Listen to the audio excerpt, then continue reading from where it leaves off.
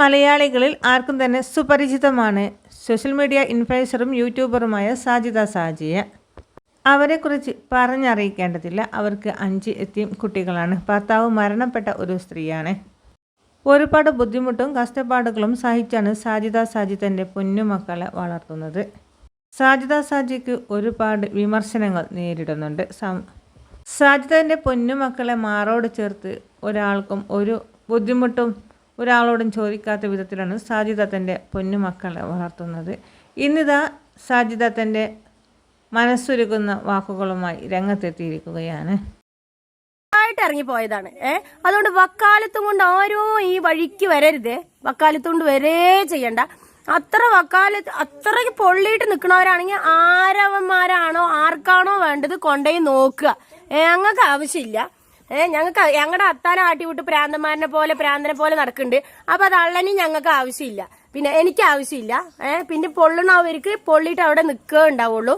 പിന്നെ എന്താ പറയാനുള്ളതെന്ന് വെച്ചാല് അടിച്ചിറക്കി വിട്ട് ആരിറക്കി വിടിച്ചു? തള്ളന്റെ വീട് തള്ളക്ക് എപ്പോ വേണമെങ്കിൽ വരാ പോവാ. ആരും തള്ള വരാത്തത് എന്റെ മുഖത്ത് നോക്കാൻ പറ്റാത്തത് എന്റെ മക്കളുടെ മുഖത്ത് നോക്കാൻ എന്താ ഈ കുട്ടീനെയാണ് വെട്ടാൻ നിന്നത്. ഇവന്റെ ഒക്കെ മുഖത്ത് നോക്കണ്ടേ പറഞ്ഞിട്ടാണ്. അനിയത്തിനോട് സുഖമായിട്ട് ജീവിക്കണ്ടല്ലോ. അനിയത്തിന്റെ മക്കളും അനിയത്തിയും എല്ലാവരും കള്ളന്മാരും എന്റെ പൈസയും വാങ്ങിയിട്ട് പൈസ വാങ്ങിയത് പിന്നെ 1 ലക്ഷം റുപ്യ വാങ്ങിയത് എനിക്ക് 1 ലക്ഷം റുപ്യ വാങ്ങിയിട്ട് സ്റ്റേഷനിൽ നിന്ന് 10,000 റുപ്യ ആദ്യം തന്നു. പിന്നെ പൈസ തരാൻ പിന്നെ അവന് ആ വഴിക്ക് വന്നിട്ടില്ല. അവന്റെ എങ്ങനെ പൈസ മേടിക്കാൻ നന്നായിട്ട് അറിയാം. അപ്പൊ അവന്റെ അനിയനും ബാക്കിയുള്ളവരും ഈ പറയുന്ന എളാമയൊക്കെ കൂടിയിട്ട് അവൻ ഗൾഫ് നാട് കാണാൻ കാരണക്കാരിയായി ഞാനാണ്. എന്റെ പൈസയാണ് കൊടുത്തിരിക്കുന്നത്. ആ പൈസ എന്റെ കയ്യിൽ കിട്ടണവരെ ഞാൻ എന്താ ചെയ്യേണ്ടതെന്ന് എനിക്ക് നന്നായിട്ട് അറിയാം.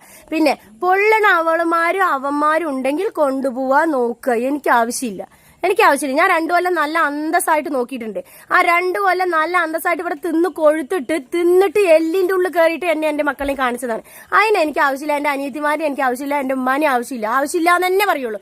എനിക്ക് 10-15 കൊല്ലമായിട്ട് ഞങ്ങൾക്ക് ഉപകാരമില്ലാത്ത ജന്തുക്കളാണ്. തിന്നാനും ഞങ്ങളുടെ കാശ് വാങ്ങി എന്റെ ഇക്കാന്റെ കാശ് വാങ്ങി മുടിപ്പിക്കാനുണ്ടായ ജന്മങ്ങളായിരുന്നു. അതുകൊണ്ട് ഞങ്ങൾക്ക് ആവശ്യമില്ല. പിന്നെ ഈ വീട് എന്ന് പറയുന്നത് തള്ളന്റെ മാത്രം സ്വത്ത് മുതലൊന്നല്ല. എന്റെ അത്താന്റെ കൂടി പേർക്കുള്ള മുതലാണ്. ഇത് രജിസ്റ്റർ ചെയ്യുമ്പോൾ എന്റെ അത്തയും കൂടി പൈസ കൊടുത്തിട്ടുള്ള മുതലാണ്. അതുകൊണ്ട് ഈ വീട് എനിക്കും എന്റെ മക്കൾക്കും അവകാശം. ഞാനാണ് ഫസ്റ്റ് ആ തള്ളനെ ഉമ്മാന്ന് വിളിച്ചിട്ടുണ്ടെങ്കിൽ എന്റെ അവകാശം കഴിഞ്ഞിട്ടേ ആ തള്ളക്ക് അവകാശം ഈ പറയുന്ന 2 താഴെയുള്ളവന്മാർക്ക് അവകാശമുള്ളൂ. ഞങ്ങൾ വീട് വെക്കുന്നവരെ ഞങ്ങൾ ഇവിടെ തന്നെ ഇരിക്കും. അതുകൊണ്ട് വാടകയ്ക്ക് വീടുണ്ട് വേണ്ട ഒരുത്തനെ ഞങ്ങൾക്ക് വിളിക്കണ്ട. ഞങ്ങൾക്ക് ആവശ്യമില്ല. പിന്നെ പറയാനുള്ളത് എന്താന്ന് വെച്ചാല് ഉമ്മാനെ പുറന്തണ്ണി ഉമ്മാനെ ഇതാക്കി പറഞ്ഞോളൂ നേരാവില്ല. ആണോ? നേരാവണ്ടേ? ഞാൻ എന്റെ മക്കളെ അന്തസ്സായി ജീവിക്കണ്ടേ. പിന്നെ ഉമ്മാനെ നോക്കിയില്ല. ഉമ്മാനെ നോക്കാത്തവള് ഞാനേ എന്റെ കെട്ടിയോ മരിച്ചിട്ടേ 2 കൊല്ലം ഇതിന്റെ ഉള്ളിലേ നക്കിയിട്ട് തുപ്പാൻ വഴിയില്ലാണ്ടിരുന്ന സമയത്തെ ഈ പറയുന്ന തള്ളന്റെ മക്കളൊന്നും അല്ല എനിക്ക് കൊണ്ടു തന്നിരിക്കണേ.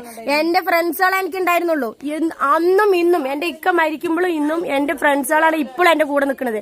എന്റെ ഫ്രണ്ട്സുകൾ എന്നെ തന്നത്. പിന്നെ എന്നെ കെട്ടിയേറ്റ് കൊണ്ടേ നോക്കി ഞാൻ വയ്യാണ്ടിരിക്കുമ്പോ കൊണ്ടേ നോക്കിയിട്ട് എന്റെ അക്കൗണ്ടിൽ 40,000 50,000 കാശുള്ളതുകൊണ്ട് മാത്രമാണ് കൊണ്ടു നോക്കി. അപ്പൊ വിചാരിക്കും നിന്റെ അക്കൗണ്ടിൽ എങ്ങനെയാടി ഇങ്ങനെ പൈസ വന്ന്?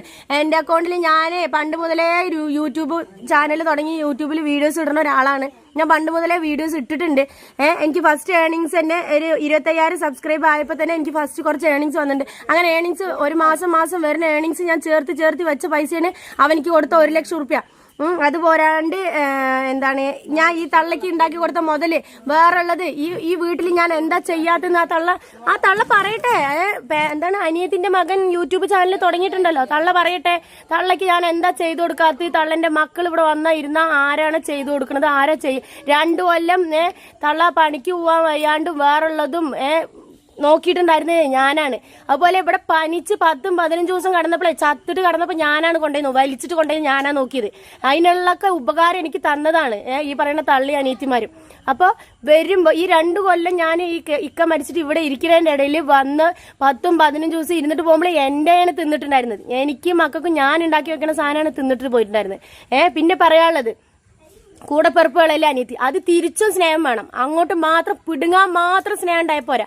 തിരിച്ച് ഇങ്ങോട്ടും മകൾക്ക് സ്നേഹം അനിയത്തിമാര് സ്നേഹം തന്നാൽ തന്നെയാണ് കൂടപ്പിറപ്പുകൾക്ക് സ്നേഹം ഉണ്ടാവുള്ളൂ. അതുകൊണ്ട് ഒരുത്തന്റെ ചെലവിലല്ല ഞാൻ കഴിയണത്. അതുകൊണ്ട് ആരും എന്നെ ഉപദേശിക്കാൻ വരണ്ട, വേറുള്ളത് ചെയ്യണ്ട. എനിക്ക് അറിയും.